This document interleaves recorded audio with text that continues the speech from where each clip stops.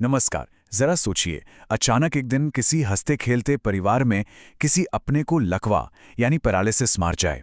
एक पल में जैसे पूरी जिंदगी ठहर सी जाती है ना?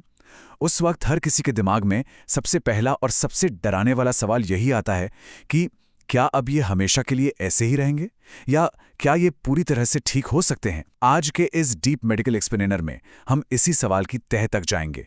हम समझेंगे कि लकवे की रिकवरी का ये पूरा सफर असल में कैसा होता है। कोई सुनी सुनाई बातें नहीं, सिर्फ सॉलिड मेडिकल साइंस। तो ये जो सबसे बड़ी दुविधा है, जो हर घर को अंदर तक डरा देती है कि क्या लकवा एक लाइफ टाइम सजा है। अक्सर हमारे आस पड़ोस में लोग मान लेते हैं कि भाई अब तो ये इंसान कभी अपने पैरों पर खड़ा ही नहीं हो पाएगा। लेकिन अगर हम मेडिकल फैक्ट्स की बात करें तो इसका जवाब महज हाँ या ना में नहीं दिया जा सकता। ये कोई ब्लैक एंड वाइट सिचुएशन नहीं है। रिकवरी होगी या नहीं, ये पूरी तरह इस बात पर डिपेंड करता है कि शरीर के अंदर उस नर्वस सिस्टम के साथ असल में हुआ क्या है। आज की इस चर्चा में हम इन 5 अहम पॉइंट से गुजरने वाले हैं। पहला, लकवा परमानेंट है या इसका इलाज मुमकिन है। दूसरा, आखिर ये होता क्यों है। तीसरा, लकवा मारने के बाद के उन शुरुआती 6 महीनों का क्या सच है। चौथा, न्यूरोप्लास्टिसिटी नाम की इस कमाल की चीज के बारे में जानेंगे। और अंत में, रिकवरी की असली सच्चाई क्या है। तो चलिए शुरू करते हैं। आते हैं हमारे पहले भाग पर, लकवा स्थायी या साध्य। आइए इसके मेडिकल सच को समझते हैं। देखिए, अक्सर ये एक बहुत बड़ा मिथक बन जाता है कि लकवे का तो कोई इलाज ही नहीं है, लेकिन मेडिकल रियलिटी कुछ और ही कहती है। लकवे से ठीक होना कोई जादू टोना नहीं है। ये इस बात पर निर्भर करता है कि डैमेज किस वजह से हुआ है और आपके नर्वस सिस्टम को, यानी आपके शरीर की वायरिंग को कितना और कहाँ नुकसान पहुंचा है। बिल्कुल एक मशीन की तरह समझ लीजिए। डैमेज का टाइप ही तय करेगा कि आगे चलकर मशीन कितनी रिपेयर हो पाएगी। भाग 2, लकवा क्यों होता है। आइए देखते हैं कि इसके पीछे के मेन रीजंस क्या हैं।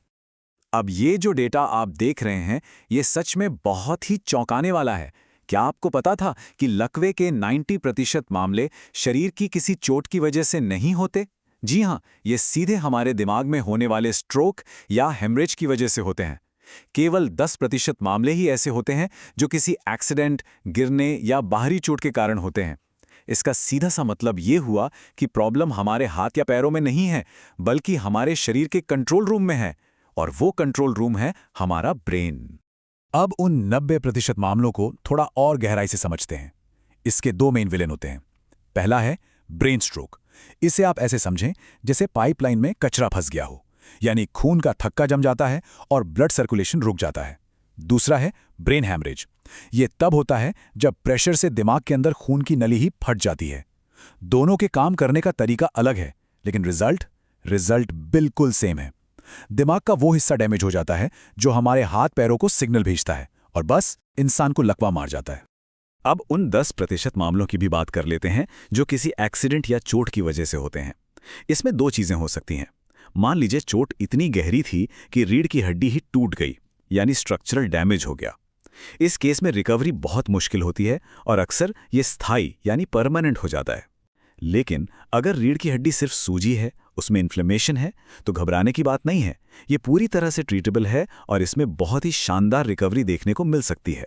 चलिए अब बढ़ते हैं भाग 3 की तरफ, पहले 6 महीनों का सच। ये टाइमलाइन समझना सबसे जरूरी है।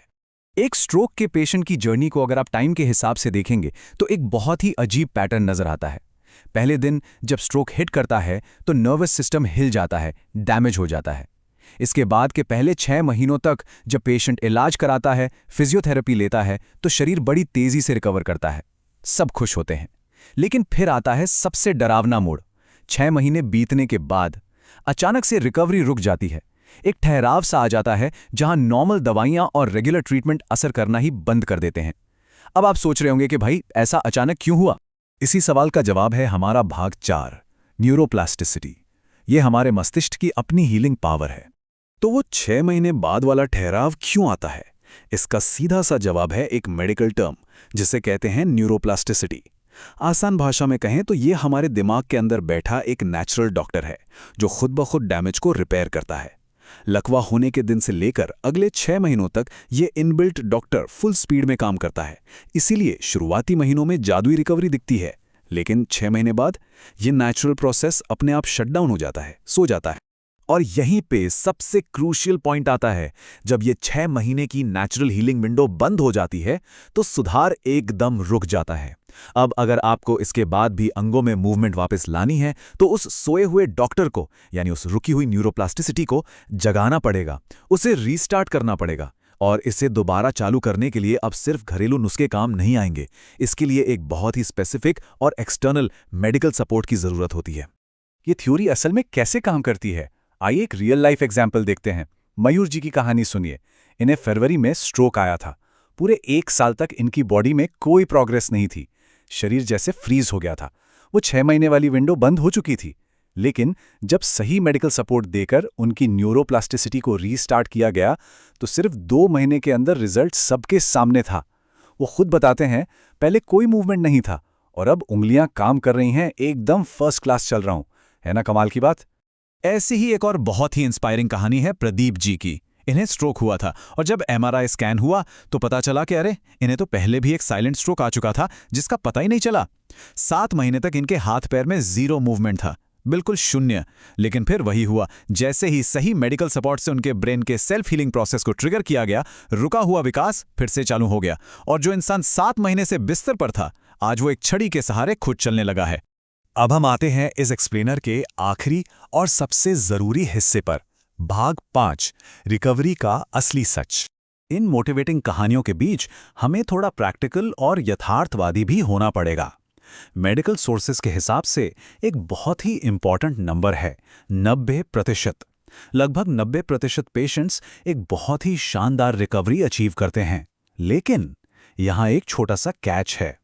इस 90% रिकवरी का ये मतलब बिल्कुल नहीं है कि पेशेंट एकदम फिल्मों की तरह 100% परफेक्ट हो जाएगा और उसे ऐसा लगेगा जैसे कभी कुछ हुआ ही नहीं था। तो फिर ये रिकवरी असल में दिखती कैसी है? देखिए, पेशेंट्स की मोबिलिटी यानी चलने फिरने की क्षमता में जबरदस्त सुधार आता है। वो अपने हाथों से खुद पानी का ग्लास पकड़ सकते हैं, चीजें उठा सकते हैं। लेकिन अक्सर उनके पैरों में एक हल्की सी लचक या अंगों में थोड़ा सा भारीपन जिंदगी भर के लिए रह सकता है।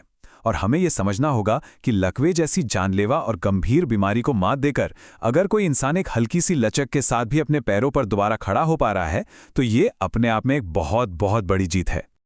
अब आप सोचेंगे कि यह 100% रिकवरी क्यों नहीं हो पाती? इसका एक बहुत ही सिंपल और साइंटिफिक रीजन है।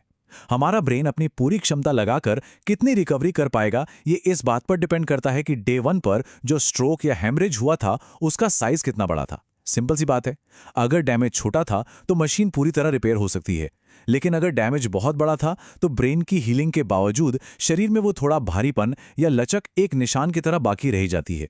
तो इन सब बातों को समझने के बाद एंड में एक ही सवाल बचता है, क्या पेशेंट और उनका परिवार मस्तिष्क की इस अद्भुत सेल्फ हीलिंग पावर को दोबारा जगाने के लिए वो जरूरी कड़ी मेहनत करने को तैयार हैं?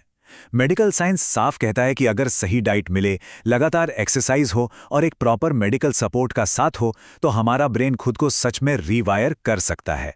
ये सफर लंबा जरूर है, इसमें पसीना भी बहेगा, लेकिन ये नामुमकिन बिल्कुल नहीं है। क्या आप इस सफर के लिए तैयार हैं? इसी विचार के साथ आज की इस चर्चा को हम यहीं विराम देते हैं।